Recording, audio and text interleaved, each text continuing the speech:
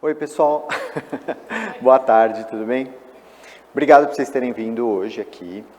Nós vamos falar um pouco sobre funcionalidade em cuidados paliativos, né? É um tema...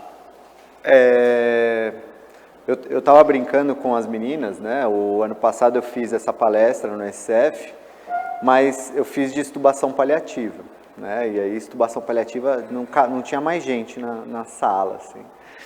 Não tinha mais lugar na sala de tanta gente. E é uma coisa que quase ninguém faz, né? Todo mundo quer ouvir falar sobre extubação e aprender sobre extubação, mas quase ninguém faz. E a parte da funcionalidade, que é o que a gente faz todo dia e trabalha todo dia, né? E vive, apesar de ter muita gente inscrita, eu acho que o sábado de sol acabou né? Não trazendo todo mundo para cá, então... Parabéns a vocês que estão aqui para a gente discutir um pouco mais, tá, sobre isso. Eu acho um dos temas mais importantes quando a gente fala de cuidado paliativo, né? Aliás, vocês sabem, eu sou fisioterapeuta, né? E para mim o cuidado paliativo virou meio que uma missão de vida, uma bandeira a ser levantada e levada para os lugares, né? Os japoneses, ficou escuro ali, mas...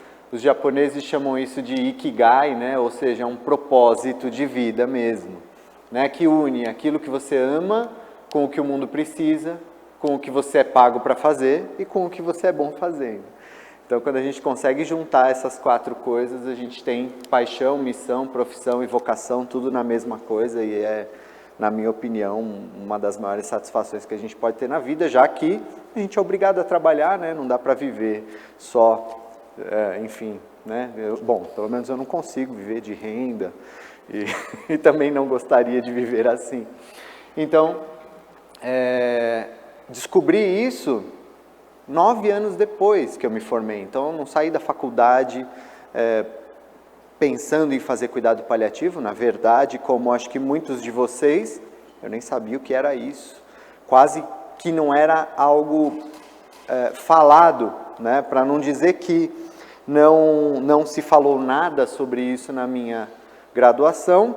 Eu escutei na disciplina de saúde da mulher, quando a gente vai falar de oncologia, câncer de mama, e aí quando se aborda doença avançada e estágios de fim de vida, se falava de cuidado paliativo como assim, bom, agora está em cuidado paliativo, não tem mais nada para fazer, né? Então está em cuidado paliativo. E era isso, essa era a abordagem.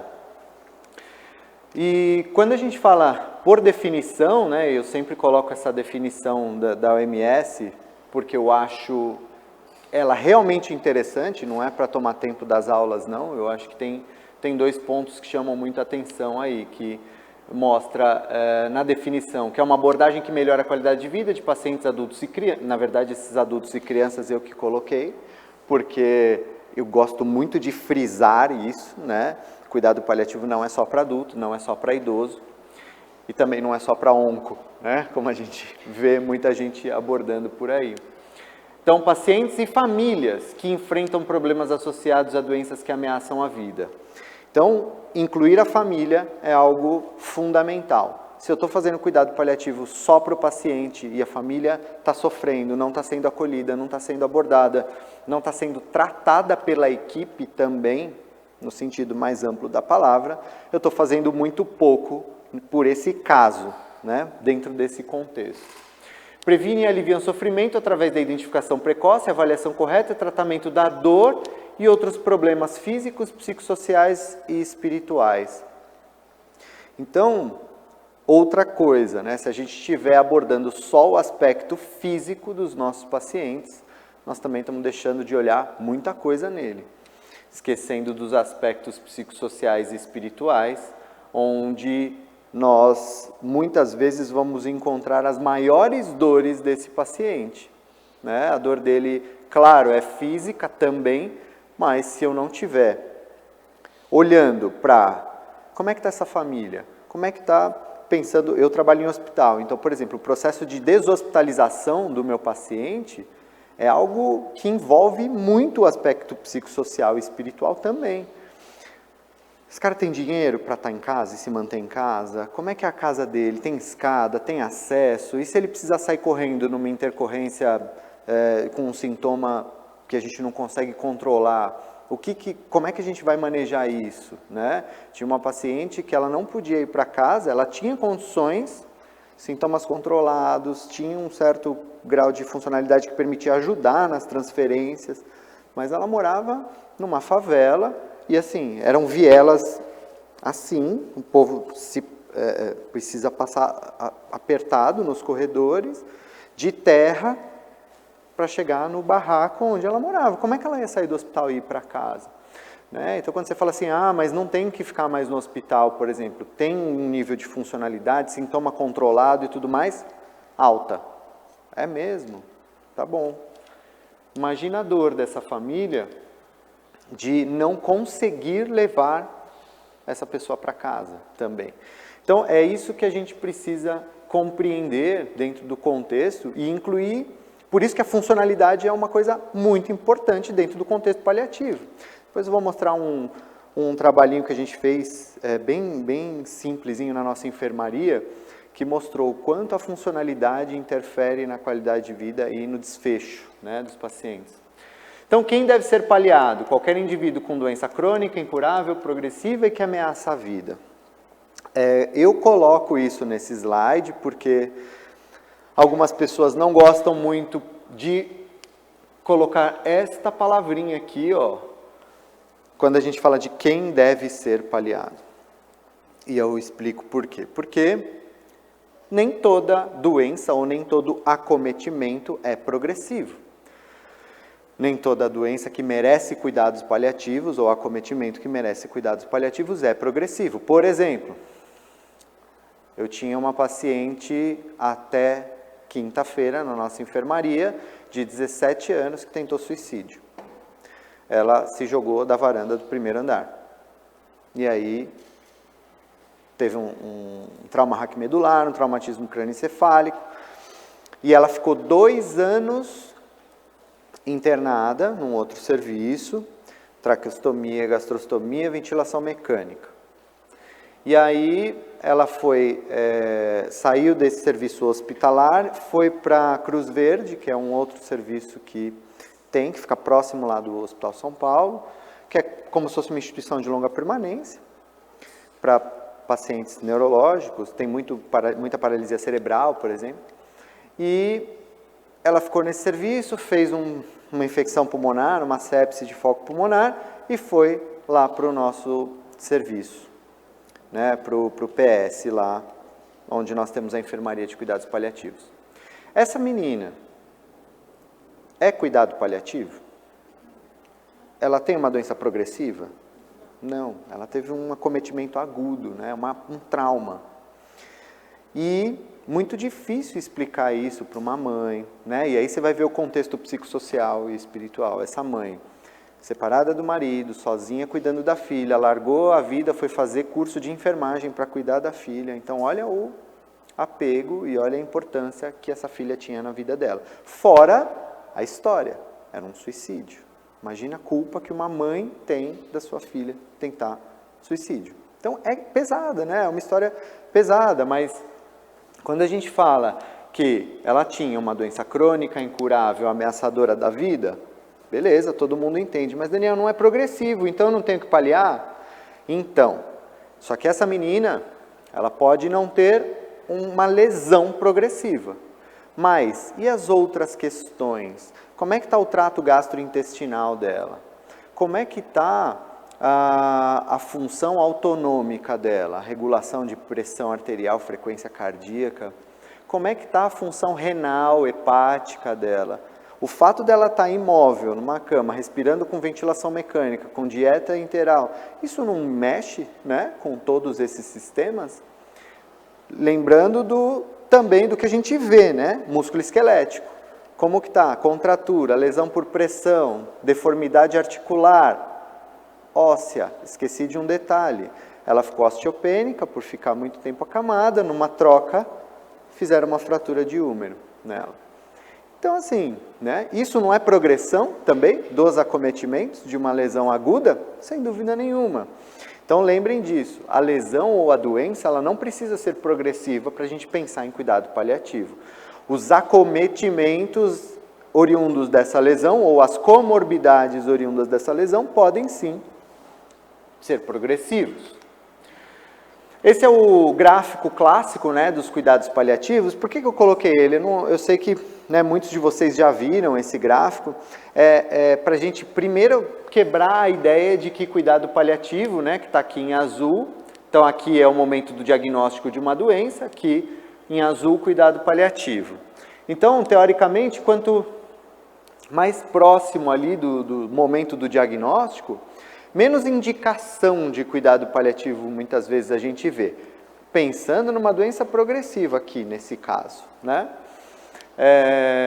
Muitas vezes a gente tem muita terapia modificadora da história natural da doença e realmente há uma abordagem paliativa não tão grande. Eu vou dar um exemplo de uma doença assim, diabetes. Diabetes não é uma doença crônica, progressiva, incurável, ameaçadora da vida?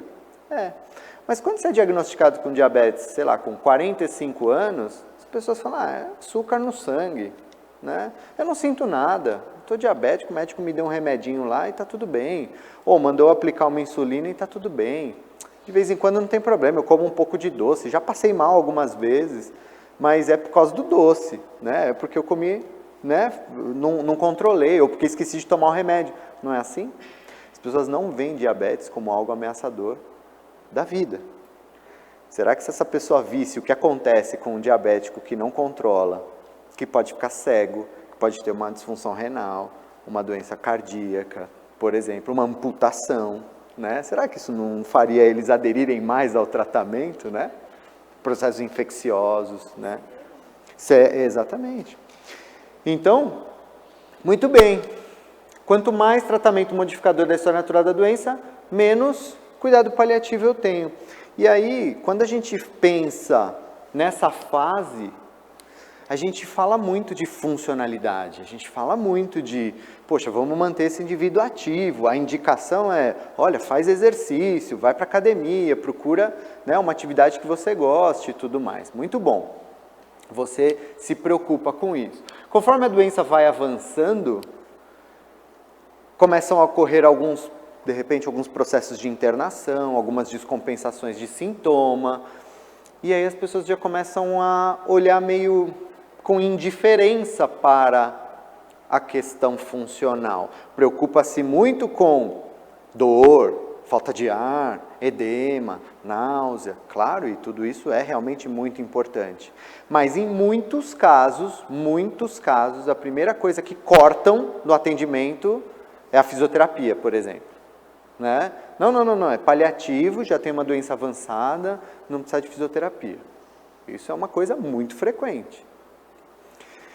Eu tenho batido muito nessa tecla com os meus amigos médicos, inclusive, né? Eu tenho um cunhado que é médico intensivista, e minha irmã médica pediatra, e aí eles tinham essa ideia, principalmente minha irmã pediatra, né? Assim, primeiro que criança não tem cuidado paliativo, não existe cuidado paliativo para criança.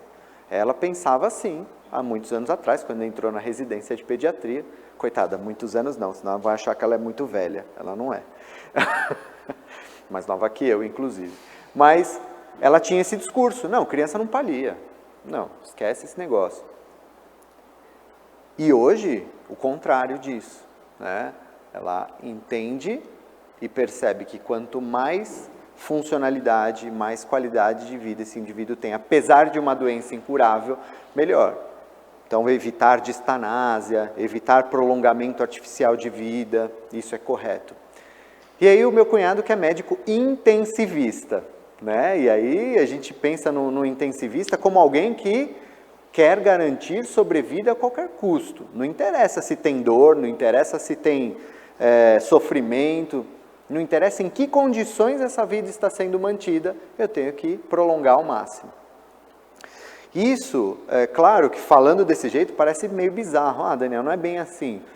Não é bem assim, realmente, no dia a dia. Claro que não. Tecnicamente, eles são ensinados para isso. Mas, se a gente for olhar hoje, os principais médicos paliativistas aí do Brasil, Daniel Fortes, né, que é um dos grandes nomes aí dos cuidados paliativos no Brasil, é intensivista. Então, tem muito médico intensivista mudando esta característica. Meu cunhado é médico intensivista e ele fala isso. Eu mudei completamente a minha visão do paciente na UTI quando eu comecei a estudar mais cuidados paliativos. Então, a gente precisa ter essa visão. E aí eu cheguei justamente, né, nele para falar assim, jamais ele vai tirar a fisioterapia, jamais ele vai tirar a fono, jamais ele vai tirar a psicologia desses processos e todas as outras profissões da equipe multi desse processo de doença avançada. Muitas vezes é quando mais o paciente precisa de gente ao redor dele, né, e gente que sabe o que fazer. E aqui, né, quando a gente fala no fim de vida, no processo de morte mesmo, onde muitas vezes a gente tem lá o tal do cuidado paliativo exclusivo, a funcionalidade ainda importa? Vamos discutir isso, né? Vamos discutir isso, porque muitas vezes na nossa cabeça esse paciente aqui, ele não faz mais nada, né? Esse paciente muitas vezes, imagina, ele está nos últimos dias de vida, nas últimas horas de vida. Sim.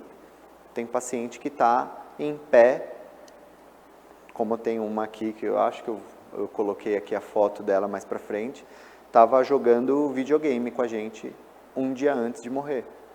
Então, ela tinha qualidade de vida até o último dia de vida dela, lógico, limitada pela doença, mas ela tinha funcionalidade e qualidade de vida. Como é que acontece o cuidado paliativo no Brasil? É mais ou menos assim, né? Você tem câncer, você tem uma doença grave, e ela, né, nada é tão ruim que não possa piorar, ela é uma doença incurável. Mas, a despeito de ser incurável, tem tratamento. Esse tratamento vai sendo feito, vai sendo, né, abordagens cirúrgicas, sei lá, no caso do câncer, quimioterapia, radioterapia, tem tratamento. O tratamento vai acontecendo, mas em algum momento esse paciente entra numa fase terminal. E aí, alguém diz agora que ele está terminal, então não temos mais nada para fazer e agora sim só nos resta cuidados paliativos. Não é assim, muitas vezes? E aí, quando a gente pensa dessa forma e quando a gente encara esse paciente dessa forma, tudo que a gente fez até aqui, ó, não era paliativo, certo? Porque se o cuidado paliativo entrou aqui, só, isso aqui não era? Essa químio, essa rádio, numa doença incurável, era o que então? Quando a gente fala de manter esse indivíduo funcional, ou o mais funcional possível, porque às vezes eu falo funcional e aí na cabeça de algumas pessoas está o cara correndo no parque, trabalhando no dia a dia. Não, funcionalidade pode ser simplesmente colocar ele sentado porque ele consiga se alimentar sozinho, por exemplo. Isso é funcionalidade, né? Ou nem isso ele consegue, mas você consegue pôr ele numa cadeira de rodas, de repente, para levar ele para tomar um sol fora do hospital ou fora de casa. Poxa, se esse é o máximo de funcionalidade que ele tem, é isso que a gente vai tentar manter até o último dia de vida dele. Né? O que não dá é pegar uma paciente como eu peguei, que ela eu vou mostrar aqui, que pesava menos de 30 quilos, um câncer de cabeça e pescoço, que saía para fora da cavidade oral, e já traqueostomizada, e ela não controlava tronco sentado. Aí eu falei, meu Deus, mas... E consciente, orientada. Eu falei, nossa, mas será que ela tá... O pessoal deu dias de vida para ela quando ela internou. Na verdade, ela estava super desnutrida e nada estimulada. Essa paciente teve alta andando do hospital. Depois de 5 sessões de rádio que despedaçaram o tumor na cavidade oral dela. E ela voltou, inclusive, a falar, articular palavras e conseguia se comunicar falando. Então, a gente deu muita qualidade de vida para essa senhora, que 3 meses depois reinternou e aí acabou falecendo no serviço. Uma paciente que as pessoas consideravam que teria dias de vida. E eu falei, nossa, mas... E ela estava internada em outro serviço, ficou mais de um mês internada em outro serviço. Não, falaram que ela era cuidados paliativos, que não iam mais mexer com ela, colocar ela sentada. E ela só foi perdendo, óbvio, né? Quando que esse cuidado paliativo deveria ser colocado no momento do diagnóstico de uma doença incurável. É isso que a gente precisa entender, que todo tratamento daqui para frente é paliativo. E aí você fala, nossa, mas químio paliativa? Né? Eu até postei essa semana um estudo que a gente fez, uma revisão sobre isso, né? Sobre funcionalidade em pacientes que recebem químio paliativo. Melhora muito o sintoma, melhora muito a qualidade de vida desses pacientes, né? Quando eles se mantêm ativos. Então, quando eles têm a consciência de que o tratamento deles, a partir daqui, é paliativo, a qualidade de vida deles já melhora muito. Lembrar dos nossos princípios éticos, de autonomia, beneficência, não maleficência e justiça, né? Eu acho fundamental lembrar sempre disso, porque se você, por outro lado, coloca a funcionalidade como uma proposta do seu tratamento, então, olha, eu quero te colocar sentado, eu quero te colocar em pé, eu quero te colocar sentado para que você consiga comer, e o paciente fala, para mim isso não faz sentido. E aí? Não, mas é importante, eu preciso, a gente tem que fazer. Será? Tem mesmo.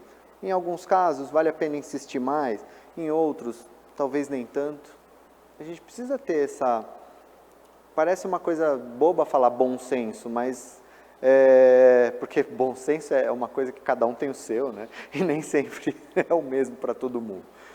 Mas a gente precisa, sim, ter bom senso e de olhar para o paciente e falar, poxa, talvez colocar ele sentado traga mais sintoma, traga mais mal-estar para ele, e não é isso que ele quer agora, ele só quer ficar deitado, quietinho, dormindo nesse momento. E outros pacientes que querem ficar deitado, quietinho, dormindo, eu falo, peraí, mas ele está querendo isso porque à noite ele agita, porque à noite ele não está conseguindo dormir direito e durante o dia ele quer ficar dormindo. Então, se eu não quebro esse ciclo também, eu não consigo ajudar ele.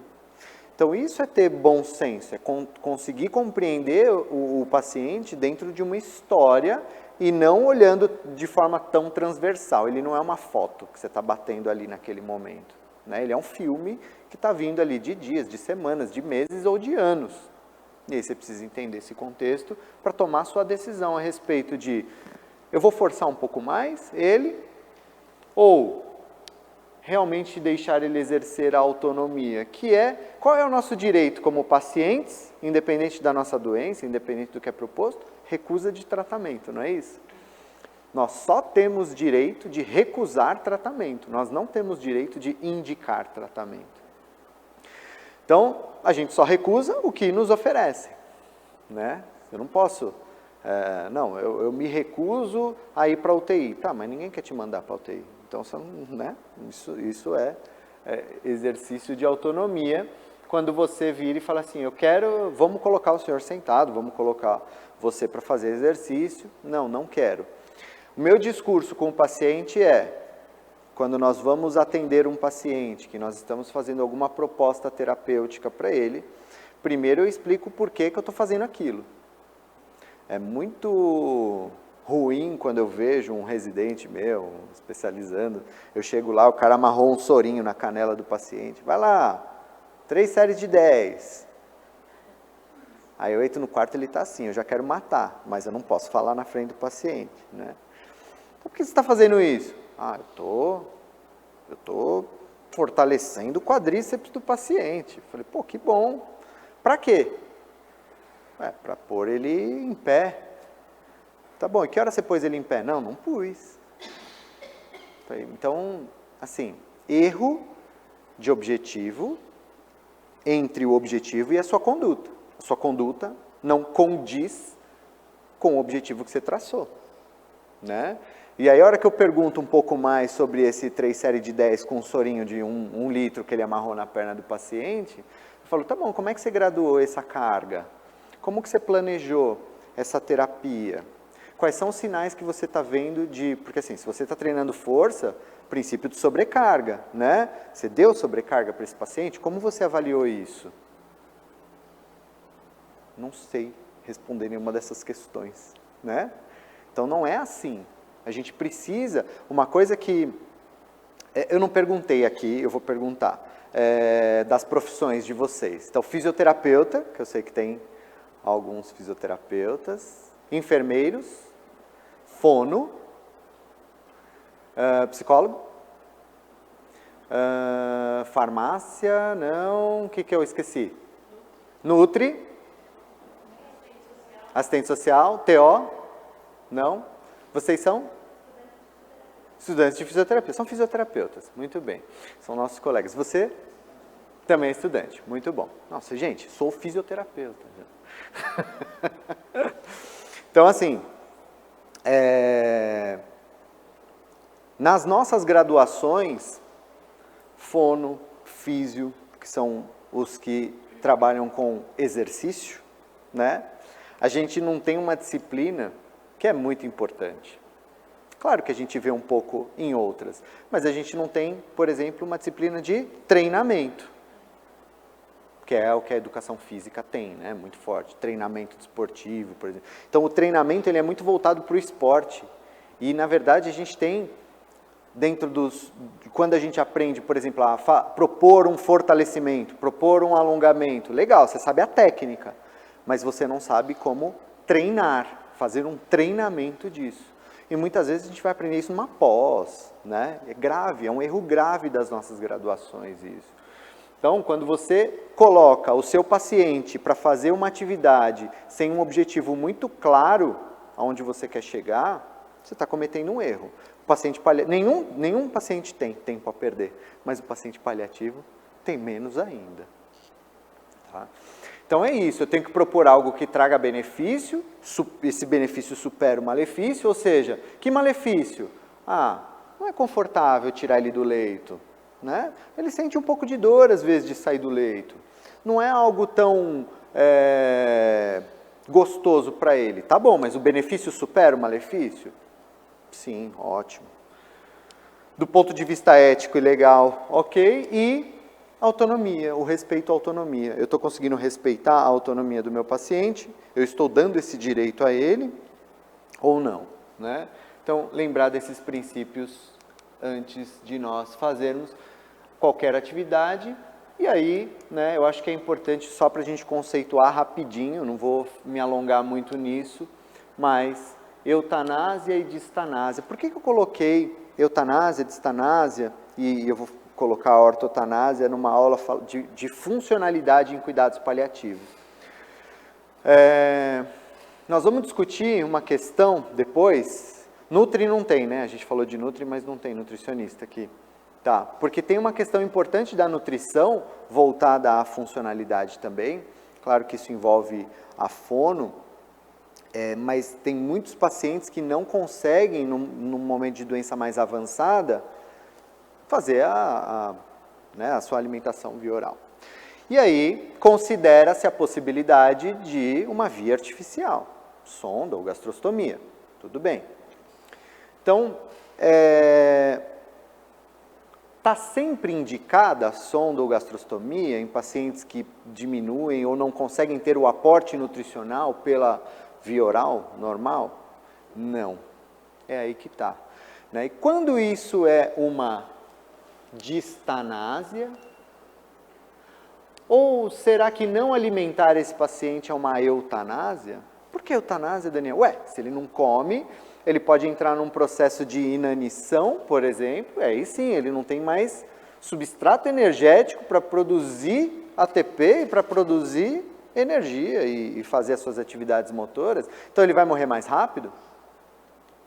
O paciente que não come pode morrer mais rápido do que o paciente que é nutrido artificialmente? Pode, sem dúvida nenhuma, né? Quem trabalha com doença, por exemplo, doença neuromuscular, não é isso.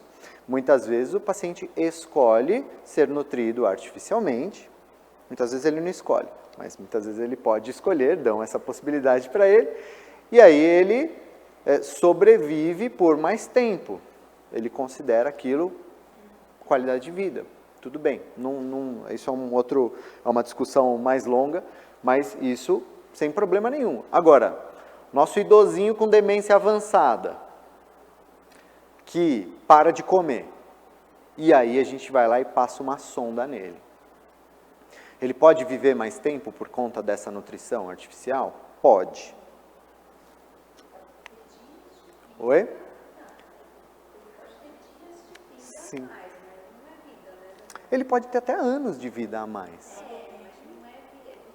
Exatamente. Que vida é essa? Né? Então, assim, viver mais significa que eu estou dando vida aos dias dele ou eu estou dando dias à vida dele? Né? Nós estamos dando dias à vida dele.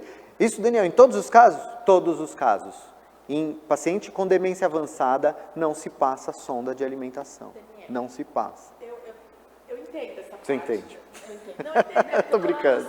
Todo mundo sondar os velhinhos, né? Uhum. Mas e quando o paciente broncoaspira, faz pneumonia, e aquele sofrimento, aquela falta de ar... E aí? Nesse caso. Não no caso que ele está parando de comer, tal.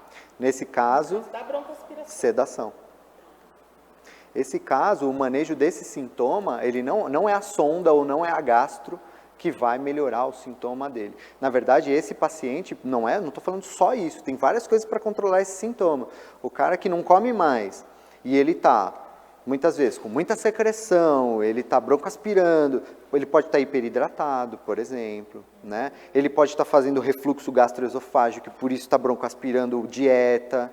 Então, assim, mais um motivo para não passar sonda nesse paciente. Esse paciente, ele está realmente num processo de fim de vida e é sedação. Se você acha que ele está sofrendo com essa broncoaspiração, pneumonia e tudo mais, tem que sedar ele. E deixa de ofertar alimento, sem dúvida nenhuma. Isso angustia muito a equipe, isso angustia a família, e isso precisa de alguém que assuma essa responsabilidade e fala assim, eu tenho certeza do que eu estou fazendo, tá? Mas não tem indicação de sonda ou gastro por esse sintoma. Então, por que eu coloquei isso aqui? Porque, assim, né, quando a gente fala de ortotanásia, orto é morte no tempo correto, sem interferir no processo de morte, acompanhando e controlando os sintomas.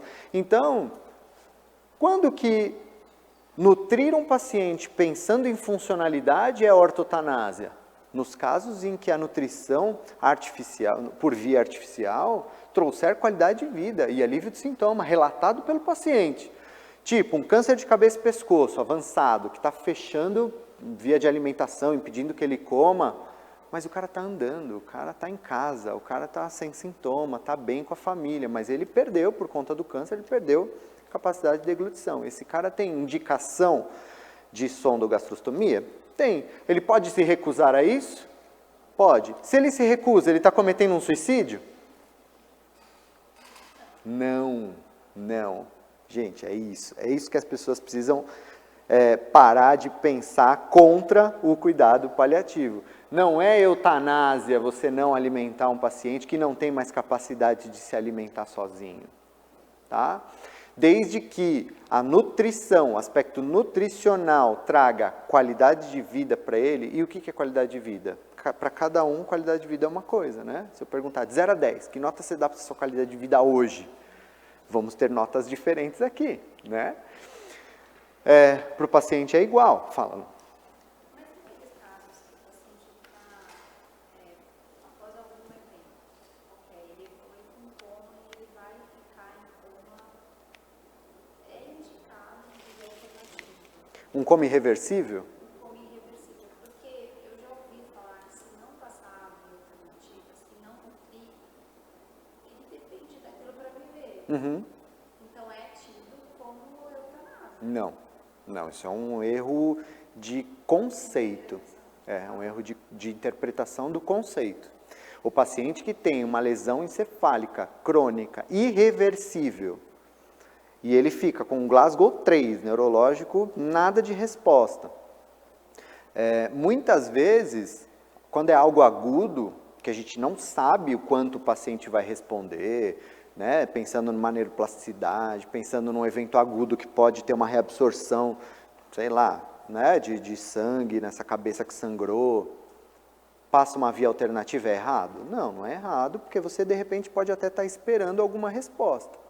Mas, depois de algum período, e aí não sei qual é o período, cada caso é um caso, Depois de algum período, deve-se considerar a retirada da via alternativa de dieta. Deve-se considerar. Quando? Quando a equipe e a família já não tem mais nenhuma esperança, e não entendam esperança como algo religioso ou espiritual, é técnico, quando eu não tenho mais nenhuma esperança técnica de aquele indivíduo retornar ao seu quadro de base ou minimamente voltar a ter alguma função, alguma qualidade de vida. Tem muitos. É só pesquisar. Caso Terry Schiavo, que é um dos mais famosos, né? É uma moça que tinha uma diretiva oral, falada para o marido, que ela não queria ser mantida viva. Ela fez uma dieta super restritiva e tal, fez um distúrbio eletrolítico, fez uma parada cardiorrespiratória. Demoraram para reanimar e ela evoluiu com uma encefalopatia anóxica pós-parada e aí ela ficou meio que num estado vegetativo persistente. Só com traqueostomia, sem ventilação mecânica e gastro para alimentação. E ela viveu assim por em torno de 6 anos, mais ou menos. Quando o marido... Não, calma, ela viveu muito mais. Porque aí o marido entrou falando assim, não, chega gente, ela não queria isso, a gente esperou já um tempo para ver se ela respondia e tudo, ela não responde. Ela disse que não gostaria de viver assim, vamos tirar a dieta. Não, isso é desistir, isso é abandonar. Os pais dela entraram num processo contra o marido. E aí esse caso durou 15 anos. Ela ficou assim por 15 anos. Esse caso foi parar na Suprema Corte norte-americana, o Bush era o presidente, os artistas, mobilizou a população, o povo saia na rua com placa, não deixe de alimentar, outros saíam, continue alimentando, outros, por favor, deixa ela morrer, né? Então tinha o povo contra e a favor, e aí a Suprema Corte decidiu que o marido poderia sim vencer, né, o processo e desligar a dieta. E aí, acho que 13 dias depois, ela faleceu. Tá? Então, esse é um dos casos mais famosos americanos, mas tem muitos outros mesmo, tá? A respeito disso. Por quê? Porque é isso, quando a dieta te traz qualidade de vida e funcionalidade, como no caso do paciente com doença neuromuscular, onde ele vira para mim e fala assim, cara, se me alimentar e vai fazer com que eu viva 3 anos, 4 anos, sei lá, mais um tempo a mais, eu quero, porque para mim isso faz sentido, mesmo eu não me mexendo, mas eu estou convivendo com as pessoas que eu amo, eu quero viver o máximo de tempo possível, beleza, é inquestionável isso. Se ele está ciente do que vai acontecer com ele e ele mesmo assim escolhe isso, perfeito, tem que manter e acho que super válido. Câncer de cabeça e pescoço, mesma coisa, é outro tipo de paciente que a gente alimenta, porque isso traz qualidade de vida para ele e função. Agora, caso neurológico, que o paciente fica em estado vegetativo, não tem indicação. Essa moça que a gente falou ficou 2 anos, de 17 anos que se jogou, né? 2 anos Glasgow 3, na verdade não era Glasgow 3. Ela respondia à dor, ela tinha alguns estímulos dolorosos, respondia a estímulo doloroso, só. E, olha só, né? Já não tinha, na verdade assim, como ela foi um trauma, jovem, enfim, tinha indicação sim, de colocar, tá? Tinha indicação de colocar. Quanto tempo a gente espera normalmente nesses casos para alguma resposta neurológica que nos mostra que tem um caminho aí possível de trazer algum nível neurológico com alguma qualidade de vida? 6 meses. De 6 meses a 1 ano, a gente tem certeza que esse paciente vai ficar mais ou menos daquele jeito, tá? Depois de 1 ano de um trauma grave como esse, é mais ou menos daquele jeito que o paciente vai ficar. Não faz nenhum sentido manter. Ela ficou 2 anos e pouco. E ela morreu de uma forma que ninguém esperava. Ela sangrou. Ela não era plaquetopênica. Ela não tinha... não usava anticoagulante. Não tinha nenhum distúrbio de coagulação. Nunca tinha sangrado nem na aspiração. Mas ela sangrou de um jeito. Nariz, boca, assim, tráqueo. É impressionante algumas coisas que acontecem, né? Parece que o paciente realmente não quer viver. Tipo assim, não quero viver e vou dar um jeito de... Então, é isso, né? A gente não está falando aqui em nenhum momento de eutanásia, mas por outro lado, nós temos que evitar distanásia. E muitas vezes, o limiar entre fazer ortotanásia e fazer distanásia é justamente definido pelo quanto de função você tem. Porque quanto menos função você tem, quanto menos qualidade de vida funcional você tem, pior é a sua qualidade de vida, né? E aí vamos falar de algumas condutas em relação ao alívio dos sintomas, função, autonomia e qualidade de vida, né? Porque são coisas que estão diretamente relacionadas. E a primeira delas é dor, né? Mas eu vou falar, antes da gente falar das condutas, se eu não faço uma boa avaliação desse paciente, se eu não sei exatamente quem é meu paciente, eu vou ter muito mais dificuldade de tomar decisão, porque a gente foca muito nisso aqui, né? Eu sei tudo sobre diagnóstico, prognóstico, comorbidades, eu sei tudo sobre a parte física do paciente, eu avaliei, eu sei quanto ele tem de função, eu sei quanto ele tem, se tem ferida, se não tem, se tem nível de consciência, sintomas, eu avaliei tudo, ótimo, sei tudo desse paciente. Ah, é? Ele está ansioso, deprimido, está em delírio, eu vou chamar psicólogo para saber. Claro que é importante ter o psicólogo, mas se você não conversar com o psicólogo para saber o que ele acha do caso, mas isso importa para mim? Poxa vida, como importa, né? O fato do meu paciente não querer fazer uma terapia, muitas vezes é simplesmente uma questão de humor dele naquele dia. Então importa sim, importa muito. E eu falo que as terapias físicas, elas têm que ser encaradas pelo profissional, primeiro, porque senão a gente não consegue passar isso para o paciente, mas também para o paciente como algo. Eu não estou vindo aqui fazer um trabalho lúdico com você, eu não estou aqui passando tempo com você. Nós estamos aqui porque essa terapia é igual tomar um remédio. Você pode sim escolher não fazer, mas escolher não fazer tem que ser encarado como? Eu estou deixando de tomar um remédio, porque eu não quero tomar, né? Então, quando a gente fala com o paciente dessa maneira e ele entende, né? Lógico que nem todo paciente entende, mas quando ele entende que o que você está propondo para ele não é passar o tempo, não é, eu não estou indo lá brincar, porque às vezes a gente vai lá e joga bola, às vezes a gente vai lá, né, e poxa, eu estou dando um sabor diferente para o paciente, e ele encara aquilo como algo muito lúdico, né, e só para passar o tempo, só para dar uma sensação de prazer, bem-estar. Então, ansiedade, depressão, delírio, área social, como é que está essa família, as relações, o papel, a economia, área existencial, em relação ao qual é o significado que ele está dando para essa condição, propósito de vida desse paciente, as esperanças que ele tem são condizentes com o quadro dele, do ponto de vista religioso, o quanto isso está sendo importante para ele ou não, né? Às vezes a gente evita tocar no ponto de religião com o paciente. Não, mas e se ele tiver uma religião diferente da minha? E se ele tem uma crença que eu não concordo, né? Ou que eu não aceito? É uma barreira que a gente não pode ter com os nossos pacientes. Desculpa, mas não podemos, né? Então, temos vários exemplos disso. Assim, o paciente, aquela família que tem o paciente que o pastor disse que vai curar, já peguei um bode dessa família porque eles têm uma crença, eles são muito assim. Gente, tem que acolher essa relação religiosa, muitas vezes também tem erros. Assim como a gente falou de erro de conceito, muitas famílias e pacientes têm erros de interpretação da própria religião, né? E quando a gente se depara, por exemplo, com uma fala dessa, de que eles foram na igreja e o pastor falou que vai curar, às vezes aquele pastor daquela igreja, ele mal conhece aquela família e conhece menos ainda o caso do paciente que está internado. E ele fala isso na melhor das intenções e acaba dando uma falsa esperança para essa família. Já teve casos que a gente chamou o pastor, por exemplo, para ir conhecer o caso, e aí mudou completamente o discurso com essa família. Já tivemos pacientes, por exemplo, que eram do candomblé, e eles achavam que eles tinham que ficar quietinhos. Não posso falar da minha religião aqui, porque isso é algo que as pessoas não estão acostumadas, as pessoas têm medo e tudo mais.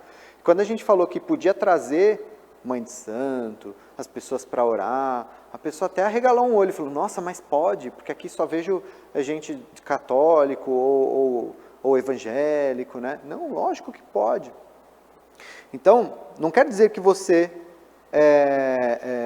perguntar da religião do outro ou respeitar a crença do outro faz de você diferente dentro da sua religião ou da sua crença. E aí, só para finalizar essa parte de religião e funcionalidade, tinha uma paciente que a queixa dela era: eu não consigo mais ajoelhar e rezar, porque eu tenho falta de ar quando eu faço isso. E a gente começou nas terapias a treinar a oração dela para que ela não cansasse tanto. De que forma a gente conseguiria adaptar essa oração que para ela era tão importante. Então veja, a gente trabalha a funcionalidade dentro do aspecto religioso, que é o que faz sentido para aquele paciente naquele momento. A área prática, né, o que ele consegue fazer ou conseguia, quais são as tarefas domésticas, quem leva e traz, porque às vezes, né, eu não consigo dirigir, mas tem alguém que me leva, ou eu dependo de transporte da cidade para me levar nas consultas, sei lá, a gente precisa saber disso. E por fim, processo de morte e legados, né? Isso inclui, por exemplo, diretiva antecipada de vontade. O que esse paciente quer? O que ele pensa sobre o fim de vida dele? Ai, Deus me livre, nós não podemos tocar nesse assunto com o paciente, né? Como é que eu vou falar de fim de vida com alguém que tem uma doença tão grave? Sim, muitas vezes tudo o que ele quer é que alguém chegue e pergunte para ele sobre o fim de vida, o que ele pensa. Porque a família dele evita ao máximo tocar nesse assunto. Às vezes ele está angustiado porque ele quer falar sobre coisas econômicas, financeiras inclusive. Olha, eu quero deixar uma casa, eu quero transferir isso aqui, eu tenho um dinheiro no banco, eu tenho senha que eu preciso deixar com alguém, porque eu sei que eu estou morrendo e depois vocês vão ter muito trabalho se vocês não tiverem nada disso. E as pessoas, ai, Deus me livre, não quero nem ver, não quero nem ver sua senha, não quero... Gente, isso vai angustiando o paciente, né? E em relação aos legados, a mesma coisa. Como você quer ser lembrado depois que você morrer, né? E muitas vezes a gente invade o paciente, faz distanásia, submete ele a um monte de coisa, porque ninguém perguntou para ele o que ele queria, e para ele aquilo está sendo um absurdo, uma violação do corpo dele, tão grande, e ele não teve nem a chance de expressar que ele não gostaria de nada daquilo, né? Para ele viveu os últimos 6 meses de vida, aquele martírio com a família, ele na cama, precisando ser trocado, banho, fralda, né? Um cara que muitas vezes foi aquele senhor mais durão, mais rígido, né? Mas ele não gostaria de estar naquela condição jamais, e é submetido a isso. Isso é legado dentro do processo de morte também. Tem gente que não liga, tem gente que para ele está tudo bem, né? Tudo bem alguém me trocar, tudo bem alguém me dar banho, tudo bem alguém, né, fazer um procedimento em mim. Mas se a gente não perguntar para o paciente, a gente nunca vai saber. Bom, avaliação da função, né? A gente faz algumas avaliações funcionais dos nossos pacientes. As avaliações funcionais mais comuns são KPS, né, ou Karnofsky, escala de performance de Karnofsky. De verdade, é talvez a escala mais, que tem mais citações de publicação. Ela vai de 0 a 100, né? Na verdade, 0 é morte, então é de 10% a 100%. Isso é para quem? É paciente, por exemplo, que tem uma doença crônica, progressiva, incurável, ameaçadora da vida, enfim. Mas, por exemplo, 100%, apesar dele ter uma doença incurável, ele está trabalhando, ele está praticando atividade física, está correndo no parque. Esse cara está 100%. Não mudou nada na vida dele, a doença em si. Existe isso? Óbvio que existe, gente. Com certeza. Quantas doenças as pessoas não sabem que têm? Câncer, por exemplo. A pessoa muitas vezes tem um câncer metastático por algum tempo e aí ela começa a ter um sintoma. Aí ela descobre que tem um câncer, mas ela até então estava fazendo tudo na vida dela, normalmente. Ela tem um KPS de 100%. Vamos para os 50%? Esse indivíduo necessita de assistência considerável e cuidados médicos frequentes. Então, esse cara já está, né? 20%, muito doente, necessita de suporte. Está vendo como as frases são meio difíceis de classificar o paciente, né? Então, por isso foi criada uma outra escala, que é o PPS. Que é o Palliative Performance Scale. É uma escala de performance paliativa, tá? Essa escala, ela também vai de 10% a 100%, igualzinho o Karnofsky, só que ela é dividida em 5 domínios: deambulação, atividade de evidência da doença, autocuidado, ingesta e nível de consciência. Então, o cara que é 100%, ótimo, ele deambula sozinho, atividade normal, trabalha sem nenhuma evidência de doença, autocuidado completo, ingesta normal, nível de consciência normal, tudo normal. Vamos voltar para os 50%, que fazer a comparação com o Karnofsky. No 50% ele está a maior parte do tempo acamado, né, ou sentado, perdão, incapacitado para qualquer trabalho, ele não trabalha mais, esse paciente não trabalha mais, mas ainda consegue fazer algumas coisas em relação ao seu autocuidado, mas precisa de ajuda. A ingesta alimentar pode estar reduzida e o nível de consciência pode alternar com períodos de confusão. Tá? E 20%, paciente totalmente acamado, incapaz para tudo, né? Dependente completo, já realmente tem uma ingesta alimentar muito baixa e ele já está bastante sonolento ou confuso, podendo alternar períodos de cognição preservada, enfim. Por que essas escalas de função são importantes dentro dos cuidados paliativos? Porque elas determinam condutas. Elas determinam condutas, inclusive, de tratamento medicamentoso. Por exemplo, você não vai propor uma quimioterapia paliativa num paciente que tem um KPS abaixo de 50. Ou um PPS, perdão, abaixo de 50. Meu Deus, mas eu já vi paciente muito pior que isso fazendo quimioterapia. Exato, provavelmente a quimioterapia matou ele. É isso. Quanto reduz o PPS uma quimio paliativa, em média? 20 a 30%. Tá? Então, uma quimio paliativa num paciente que tem 40, ou seja, ele ainda conseguia fazer algumas coisas. Vamos pegar os 50? Ele passava a maior parte do tempo sentado ou deitado. Ou seja, ele ficava numa poltrona ainda, ele conseguia ajudar nas transferências, né? Ele ainda não conseguia trabalhar, mas conseguia fazer alguma coisa em casa, né? Ter alguma atividade e tudo mais. Você faz uma quimio paliativa nele, ele já não consegue mais ficar sentado, né? Ele já fica incapaz para qualquer atividade, totalmente dependente, diminui ingesta, diminui nível de consciência, ele piora muito normalmente, né? E eu já tive pacientes em que a equipe de oncologia queria propor uma quimio paliativa num paciente que faleceu 6 horas depois da proposta de quimio paliativa. Então, assim, quanto que essa quimio paliativa... Nem começaram a fazer, sorte que nem começaram a fazer nesse paciente.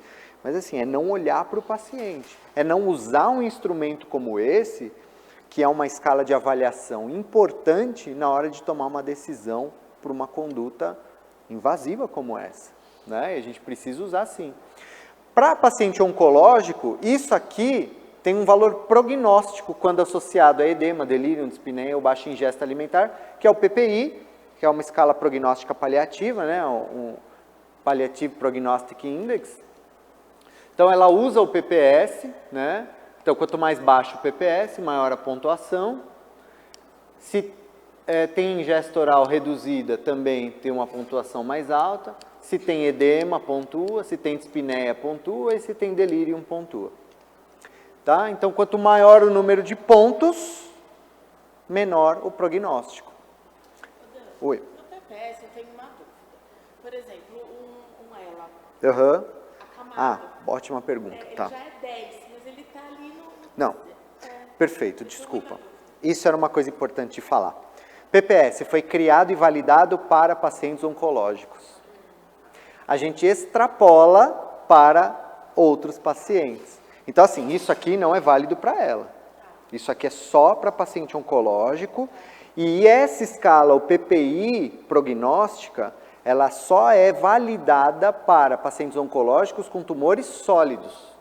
Para tumor hematológico, às vezes, a gente extrapola, mas ela não é validada. Agora, para demência, esquece. Para doença neuromuscular, esquece. Tá? E o PPS, tudo validado para onco. O PPS a gente extrapola para outras doenças também. A gente usa, e assim, a validação dele é para paciente oncológico, mas a gente usa para a maioria dos pacientes, o PPS, em cuidado paliativo.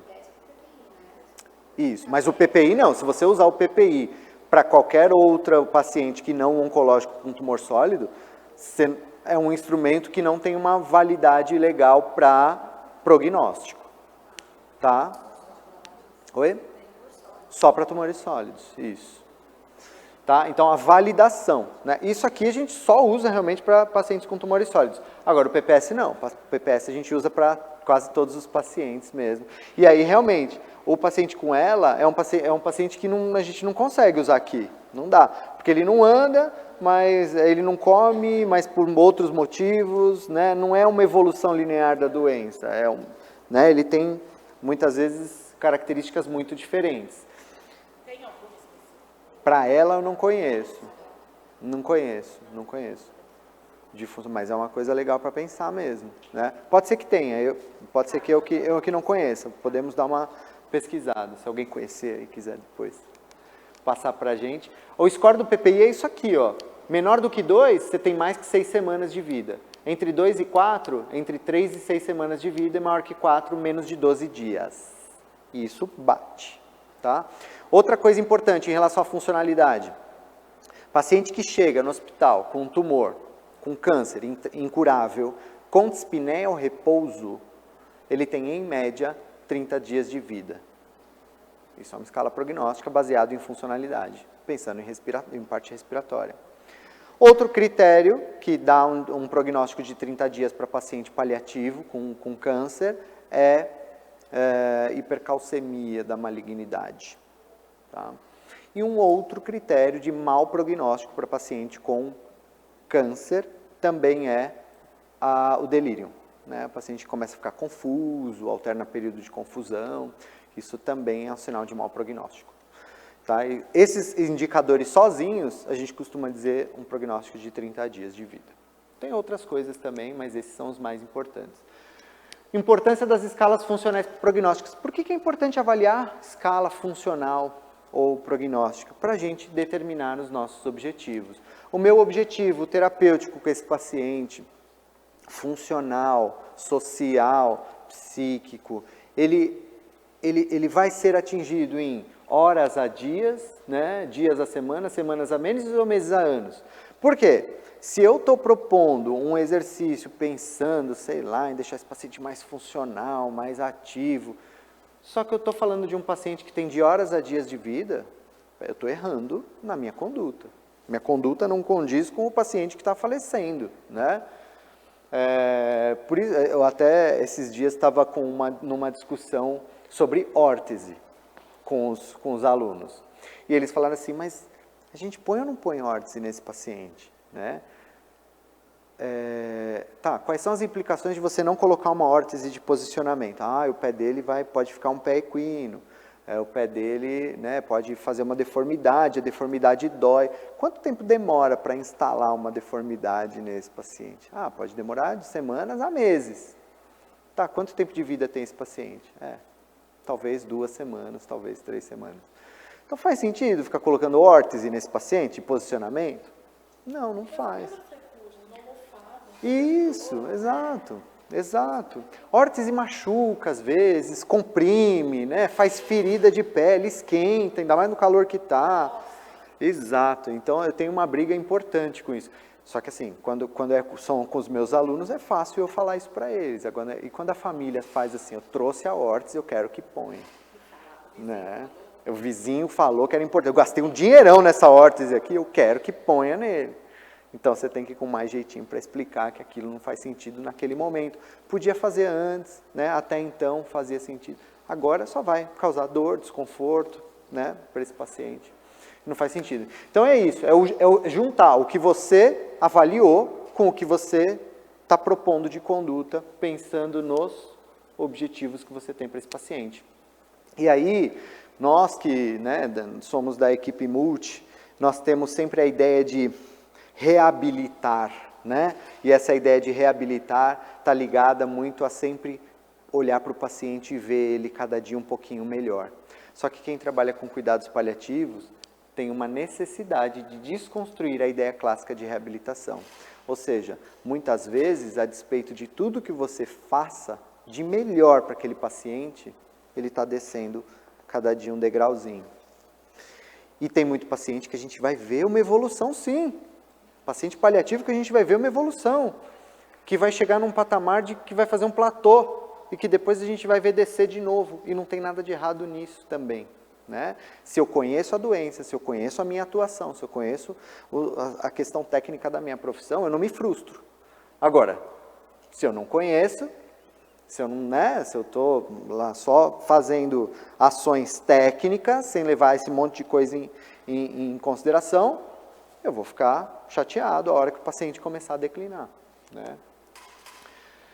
Aqui a avaliação de sintomas de Edmonton, né? Sintoma é uma coisa importante, porque o meu paciente que tem sintoma descontrolado, ele vai conseguir melhorar funcionalmente? Não. Então, muitas vezes, a piora funcional do paciente está relacionado com a dor dele, ou com a depressão, ou com a ansiedade, né? Então, a escala de sintomas de Edmonton, ela vai de 0 a 10 para todos esses sintomas aqui, dor, cansaço, náusea, depressão, ansiedade, sonolência, apetite, falta de ar e sensação de bem-estar. E é isso. Quanto mais sintomático esse paciente tiver, menos funcional ele vai ficar. Então, muitas vezes, a gente precisa, sim, controlar sintoma para que ele melhore funcionalmente. Tá? Então, a gente usa bastante a escala de sintomas de Edmonton. Demência. Tem uma escala funcional para demência, que é o FAST. Não sei se todo mundo conhecia aqui. Já, vocês trabalham? Alguém trabalha? Vocês trabalham? A gente faz o FAST com miséria. Tá. Então, porque teoricamente o Parkinson não é uma demência, mas ele pode cursar com demência também. Pode. De novo, ele é adaptado, na verdade o FAST ele foi criado para o Alzheimer. A gente extrapola para demência vascular, Lewy, todas as outras demências também. Ele foi validado para o Alzheimer. Agora, se você está falando de uma demência progressiva, né, de um quadro progressivo do Parkinson, quem me garante que o Parkinson é só Parkinson também? Essa foi uma discussão levantada, né? Já quem me garante que o Parkinson que cursa com uma demência, essa demência não é de outra etiologia que não do próprio Parkinson? Então, assim, a gente usa também, tá? E aí, porque tá ruim, eu ainda vou parar um tempo, é porque só eu peguei uma imagem do Google, tá ruim de ler por isso, ainda vou parar para escrever essa escala bonitinha para colocar na minha aula. Mas assim, ela tem 7 níveis, né? 1, 2, 3, 4, 5, 6, 7. O 6 e o 7 é subdividido em alguns pontos. Então, só para vocês verem assim, a demência começa a ficar de moderada para grave aqui no 6. Então, quando o paciente ele precisa de ajuda para cumprir tarefas físicas simples como vestir-se. Quando ele requer ajuda para tomar banho. Até aqui, beleza, a gente tem muitas vezes um paciente muito funcional, que precisa de uma ajuda para banho, para se vestir. Aqui, ele precisa de ajuda para atividades mecânicas de toalete, puxar descarga, se enxugar, etc. Beleza. O 6D e o 6E, incontinência urinária, incontinência fecal, ele já nos indica um olhar paliativo para uma doença que está muito avançada e que requer um olhar paliativo exclusivo. Tá? Então, a partir daqui, muitas vezes, a gente já não indica mais sonda, gastro, pneumonia. Pode fazer um antibiótico para tratar a pneumonia? Até pode, mas se você não fizer, está errado? Não. Tá? Então, quando eu falo que a partir de 6D e E, né, e é lógico, todo o 7, cuidado paliativo exclusivo para demência. Controlar sintomas agressivamente, né? Então, é uma escala funcional em demência, com pacientes demenciados, tá? A gente usa muito. E aí é importantíssimo a gente saber disso, porque no nosso dia a dia o que a gente mais vai ver é distanásia com paciente demenciado, né? Que já não tem mais nenhuma função. Na teoria, nenhum paciente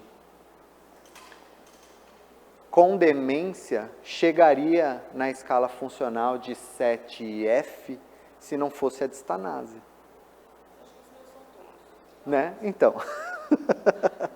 Mas só chega nisso porque quem é o 7F? É o paciente caquético, com contratura, lesão por pressão, exatamente, posição fetal, sendo mantido por sonda, gastro, tráqueo, né, tudo mais.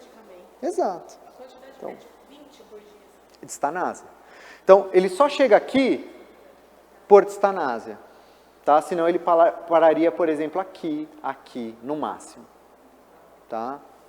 Que aí ele perde a capacidade de andar, ele já não come, provavelmente, né? Ele já não senta, ele já não sorri. A doutora Ana Cláudia Quintana, no congresso desse ano, ela falou sobre isso, ela não falou sobre a escala, mas em um momento da palestra dela, ela falou assim, nossa, é impressionante, né? Na demência, um dos níveis mais avançados de demência é perda da capacidade de sorrir. E aí, às vezes, eu tenho a impressão que eu convivo com um monte de gente demenciada, avançada, porque as pessoas não sorriem mais, né?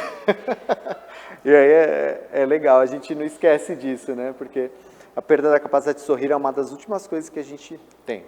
Bom, lá no nosso serviço, a gente implementou isso em alguns setores, que é uma plaquinha, onde a gente coloca no leito lá, o que o indivíduo consegue fazer sozinho.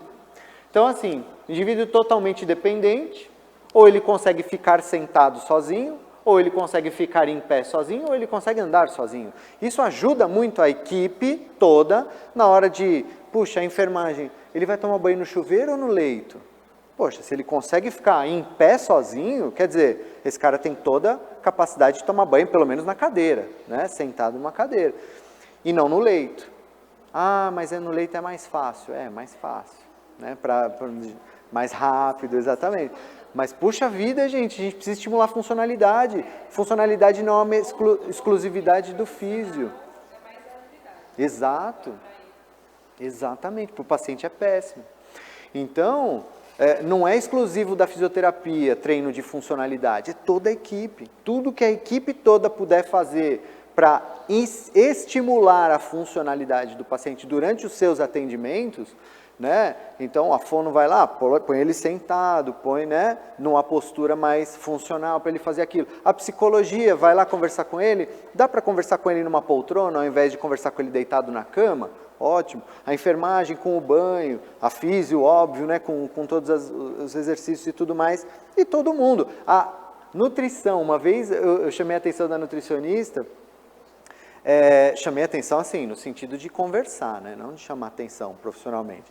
Mas eu falei assim, ó, esse é um paciente que vocês fazem as medidas indiretas para predição de peso, mas por que você não coloca ele em pé na balança? Ai, mas será? Dá trabalho, eu tenho medo dele cair e tudo mais. Não, mas a gente ajuda. Chama a gente está aqui, a gente ajuda. E a gente foi lá e colocou o paciente em pé na balança e ela teve o peso real dele. Então, são essas condutas que às vezes ajudam, né, o paciente no seu dia a dia. Dor, né, como eu falei, um fator muito limitante, muitas vezes, funcional. Então a gente tem que fazer de tudo do ponto de vista farmacológico e não farmacológico para tratamento de dor. Fadiga, né? Então às vezes o paciente relata fadiga e a gente fala, tá, mas e dor você tem? E náusea você tem? Ou seja, é um sintoma que as pessoas meio que passam batido porque não sabem muito bem o que fazer. Só que fadiga é o sintoma mais intenso e mais presente no fim de vida de todas as doenças avançadas. Câncer e não câncer. Então, assim, a gente não pode deixar tão de lado a fadiga como a gente deixa. Astenia e fraqueza, né? Então, ver a questão funcional, nutricional, sinais vitais, antes, durante, após as condutas, para ver se, de repente, o paciente não fala. O paciente que fala, a gente fica um pouco mais tranquilo, ele relata o desconforto. Mas e se o paciente não fala? A gente vê, poxa, será que eu não fiz uma atividade muito extenuante com ele, né? Ele ficou muito sudoreico, ele ficou muito taquicárdico, ficou muito hipertenso, sei lá. Isso tudo pode indicar dor, por exemplo. Os exercícios, pensando em funcionalidade, são sempre exercícios funcionais. Então, quando eu falei do residente que amarrou a caneleira lá e fez 3 séries de 10, e eu pergunto para ele, por que você não pôs ele em pé? Ah, porque em pé ele só consegue fazer 2 vezes. Eu falei, que bom, ele só precisa levantar uma vez, né? Ninguém faz, senta, levanta, agora eu ando. Não, ele precisa levantar uma vez só, né? Então, poxa, ele conseguiu levantar 1, 2, na terceira você precisou ajudar, na quarta ele fadigou? É isso, acabou. Ah, mas ele não precisa fazer 3 séries de 10? Não precisa. Não faz sentido nenhum esse 3 séries de 10 para esse paciente. Né? E aí, por outro lado, o 3 séries de 10 que ele propôs lá, não fez nenhuma sobrecarga para ele. né? Então, é isso, a gente vai trabalhar funcionalidade dentro das nossas atividades com o paciente. Eu praticamente, bom, primeiro que eu trabalho no hospital público, a gente já não tem muito recurso, né, de peso, elástico, bola, essas coisas, a gente já não tem muito recurso. Então, se eu não uso criatividade e o próprio peso do corpo do paciente, ou minha resistência manual, fica difícil de trabalhar. Mas é isso, né? O sentar e levantar, os exercícios de se puxar, se empurrar, a gente usa bastão, lençol, a própria cama. Então isso ajuda muito o paciente nas transferências. O paciente, eu evito ao máximo, por exemplo, o paciente que está consciente, orientado, transferir ele no lençol, por exemplo, né? Como muita gente faz, ou totalmente passivo. Não, segura no meu pescoço. Eu vou fazer mais força? Muito mais. Eu vou me cansar? Muito mais. Mas assim, eu estou estimulando que ele segure em mim, porque se esse cara for para casa, é assim que vão transferir ele em casa, muitas vezes, né? Ele precisa se ajudar. Então é isso, foco nos movimentos funcionais e lembrar disso. Se eu estou propondo uma atividade para ele, ele tem que relatar uma intensidade de moderada a intensa. A gente usa a escala de Borg, né? Quanto que ele tem que me relatar? Pelo menos 4, né? 4, 5 de intensidade. Significa que você deu sobrecarga para ele. 0 a 10, que nota se dá para o seu cansaço? 4, 5, opa, se conseguir sobrecarregar ele. Se ele falar 1, 2, 3, sei lá, talvez esteja pouco intenso isso. Então, é isso, paciente que não fala, como eu falei, né, dá atenção para taquicardia, sudorese, alteração de PA, queda de saturação, náusea, aumento visível na dificuldade de realização das atividades propostas, com perda de qualidade de movimento. Então, aquele paciente que ele começa bem a atividade, dá 3 minutos, por exemplo, estou treinando controle de tronco com ele sentado, para deixar ele sentado. Dá 3, 4 minutos, ele começa a desabar. Aí você fala, não, vamos insistir. Aí vai lá, dá 1 minuto, ele desaba.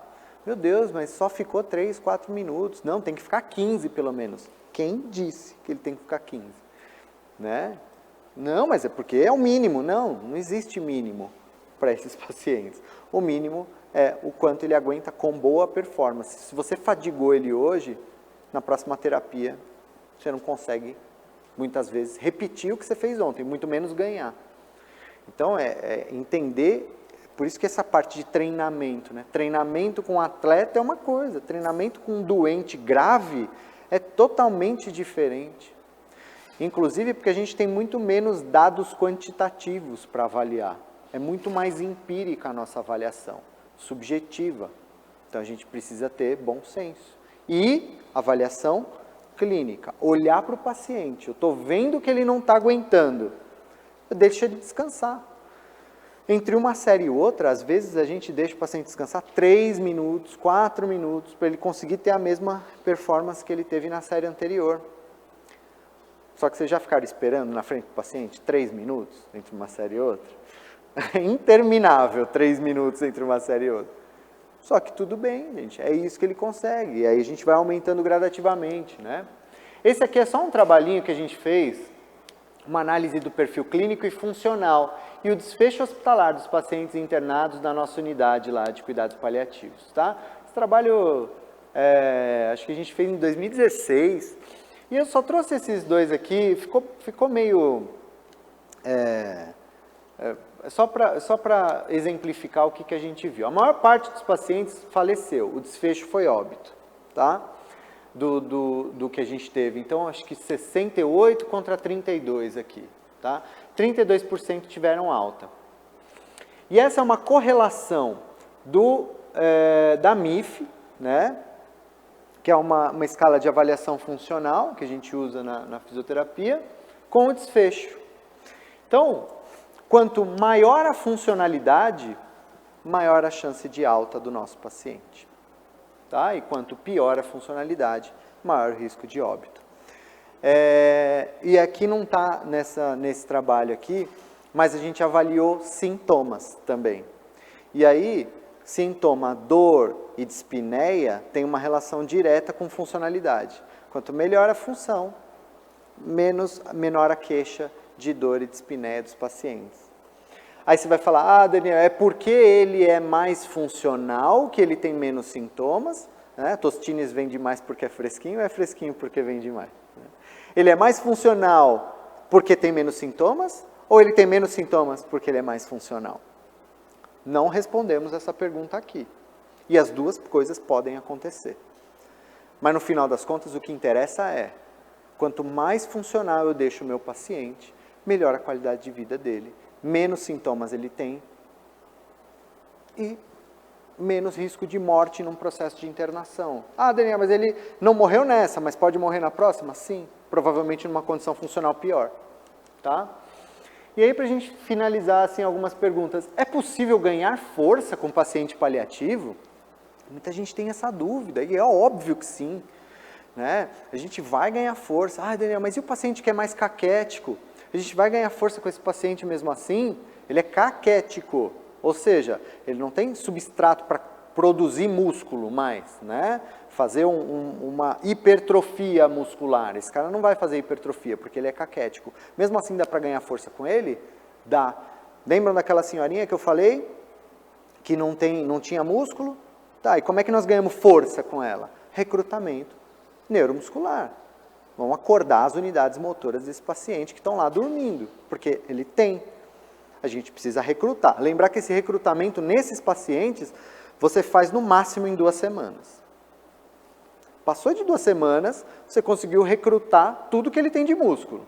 A partir dali ele vai manter e começar a cair. Né? Mas eu preciso despertar o que ele tem. Meu paciente não está sendo nutrido adequadamente. Mesmo assim eu devo fazer atividades motoras? Já ouviram isso? Ele não recebe uma nutrição adequada, então deixa ele quietinho, não mexe nele. Espera aí, mas calma. A primeira pergunta que eu tenho que fazer para esse paciente é: faz sentido para você sair da cama? Você gostaria de sair do leito? Você gostaria de ficar numa poltrona? Você gostaria de ficar em pé? Ou de fazer alguma atividade que talvez exija um gasto energético maior? Sim, para mim isso está me fazendo muita falta. Então esquece a questão nutricional. O que importa é a qualidade de vida dele. Ai, Daniel, mas ele pode fazer um processo de depressão mais rápida muscular. Aí é uma outra questão. Ele já está num processo de doença avançada. O que importa é a qualidade de vida para ele. Eu não vou deixar o paciente na cama, é isso que eu quero dizer. Eu não vou deixar um paciente na cama sem nenhuma atividade, sendo que ele quer, sendo que ele tem condições, só porque ele não recebe nutrição adequada. Quer dizer, ele não consegue um aporte nutricional adequado. Tá? Paciente com metástase óssea, pode fazer exercício? Outra coisa que o povo, pelo amor de Deus, nem mexe, tem uma metástase óssea, nem mexe. Não é assim. Claro, se eu tiver um risco iminente de uma fratura, numa lesão que está claramente mostrando ser muito grave ali, eu tenho que pensar 1000 vezes antes, sim. Mas em geral, gente, a presença de uma metástase óssea não é contraindicação para fazer nada. O que vai limitar esse cara é a dor, né? Enfim. Até porque metástase óssea tem risco de fratura? Óbvio que sim. Mas as fraturas elas podem ser com carga, sem carga, mudando de posição durante o banho, durante uma troca, durante um espirro, uma tosse, tá? Então, eu não devo limitar a minha conduta só por conta de uma presença de metástase óssea. Ah, Daniel, já está fraturado, já tem um desvio, já tem... Bom, vamos conversar com a equipe e vamos ver se tem alguma forma de estabilizar isso e adaptar para as atividades que ele consiga fazer. Mas eu já vi muitas vezes isso. Tem metástase óssea, não vamos mexer. Está errado. E realização de desejos, gente. Essa é a paciente que eu falei para vocês, que chegou e não tinha nem controle de tronco, né? Então ela quis comemorar o aniversário dela. Lembra que eu falei de fazer sentido? A funcionalidade é para isso. É para a realização de alguma coisa que faz sentido para esse paciente. E para ela fazia sentido viver bem para comemorar o aniversário dela, né? E a gente fez isso. Esse paciente, câncer de cabeça e pescoço. Tudo que ele mais gostava na vida era comer. O cara funcional, andava para lá e para cá. Nós não podíamos ofertar nada para ele comer, mas a gente achou uma coisa que dava para negociar, que era um picolé, todo dia, pelo menos. Conversamos com a fono, porque ele broncoaspirava, obviamente, ele broncoaspirava esse sorvete. E aí a gente aspirava o sorvete na tráqueo dele. Estava tudo bem. Para ele aquilo fazia sentido, tá? Ele tossia? Tossia. Ele engasgava um pouco com aquilo? Sim, mas ele amava esse momento do dia. Então, é isso. Teve um dia que ele me pediu um bolinho de carne. Eu falei não. Ele ficou triste, ficou deprimido, me pediu de novo, me pediu de novo. Eu falei, cara, você não está entendendo, eu não estou negando porque eu sou ruim.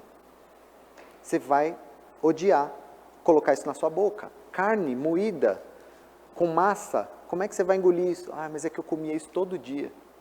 Eu estou morrendo de vontade. Eu falei, tá bom. Aí eu falei com a equipe, falei, eu vou comprar e você vai dar uma mordida nisso e vamos ver como é que vai ser isso para você. Gente, foi um terror, porque as carnes moídas entraram em tudo que foi lugar. Aí ele, uma mordida, ele falou, eu entendi o que você quis dizer. Mas assim, para ele era importante aquilo, ele precisava sentir aquilo, que não ia dar certo, né? Então a verdade é que ele se empolgou com o sorvete, e aí ele quis tentar coisas mais hardcore, tipo um bolinho de carne. Esse paciente fazia sentido para ele ir na capela do hospital, né? Esse paciente fazia sentido ver um jogo do Palmeiras. E aí nós precisamos tirar ele do hospital para levar num jogo do Palmeiras. Foi o maior desejo que a gente realizou até hoje, tá? E aí, não contente em ir no jogo do Palmeiras, ele foi no camarote do estádio, né? Tava o Evair, é que tá ruim a foto aqui, né? Tava o Evair, o Ademir da Guia, e assim, foi a realização de um sonho da vida, ter ido nesse jogo de futebol. Esse paciente faleceu 12 dias depois. Então assim, 12 dias antes de morrer, ele estava assistindo um jogo de futebol. Tudo bem, na cadeira de rodas, né? Ele também fez uma fratura por metástase óssea, um dia antes do jogo. Ele fraturou o úmero, estava no pronto-socorro, nós tiramos ele literalmente da sala de emergência para o jogo. E aí ele voltou para o hospital depois e faleceu 12 dias depois, né? Então, gente, tudo que a gente quer, na verdade, sabendo que temos uma doença crônica, progressiva, incurável, ameaçadora da vida, ou seja, a gente sabe que vai morrer um dia. Todo mundo aqui sabe que vai morrer um dia. A gente não sabe do que, a gente não sabe como, a gente espera que seja o mais distante possível e que todo mundo quer morrer como as pessoas falam, como um passarinho, né? Tem gente que fala assim, ele acordou morto, né? Foi dormir e acordou morto. Ninguém acorda morto, para começar, né? Não tem como. Se a pessoa morre dormindo, ela não acorda mais. Então, as pessoas têm essa ideia de que eu vou dormir um dia tranquilinho e não vou acordar mais. Gente, não é assim não, né? Infelizmente, quase 70% das pessoas morrem de doenças crônicas e que têm questões, sintomas, perda de função, que vão se arrastando ao longo de meses, anos, enfim. E a gente tem que estar preparado para isso. Mas morrer com dignidade. O que é dignidade, né? Dignidade é você ser respeitado dentro das suas ideias, o seu legado ser respeitado, você ter tratamento adequado para os seus sintomas, você não receber procedimentos de distanásia. E aí, quando a gente fala de cuidado paliativo, entra muita questão de humanização, né? Tem que ser humanizar, e vamos colocar a foto da família, vamos colocar uma música, isso é muito importante, fazer carinho, pentear o cabelo, é super importante. Mas a humanização sozinha não basta, né? A gente precisa de conhecimento para proporcionar alívio do sofrimento adequado até o momento da morte. Tecnicamente, você tem que saber o que você está fazendo, você tem que ser bom no que você faz. E morrer com indignidade, né? Ou seja, dor não tratada, solidão, distanásia, abandono pelos profissionais e desrespeito à sua autonomia. Isso é distanásia, isso é indigno, né?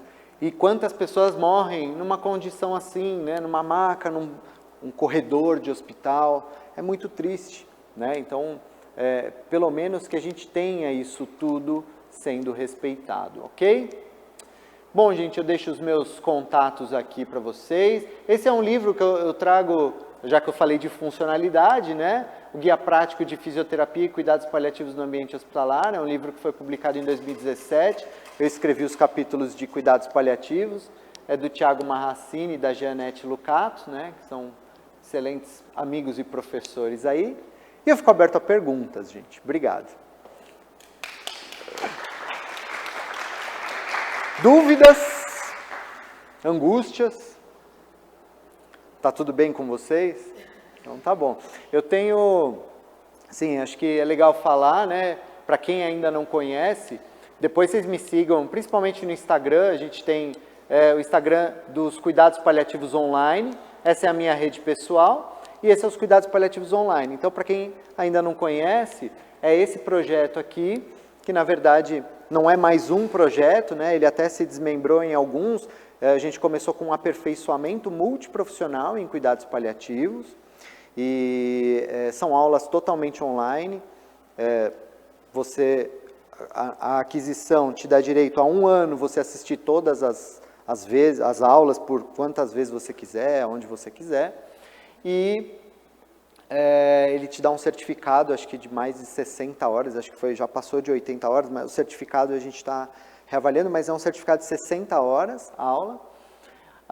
E tem outras coisas dentro desse curso, né? Que tem, por exemplo, as lives que a gente faz. Eu faço lives de terça-feira, normalmente, tá? Pelo meu Instagram e pelo Cuidados Paliativos Online. Então, quem quiser acompanhar, fique à vontade. E tem um produto de pediatria também, não sei se alguém é da área da pediatria.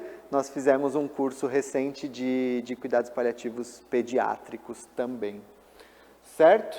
Obrigado mais uma vez, gente, por vocês estarem aqui e fico à disposição aí, se vocês quiserem perguntar, mandar mensagem, tá bom? Conhecer o serviço lá um dia, fiquem à vontade aí. Obrigado.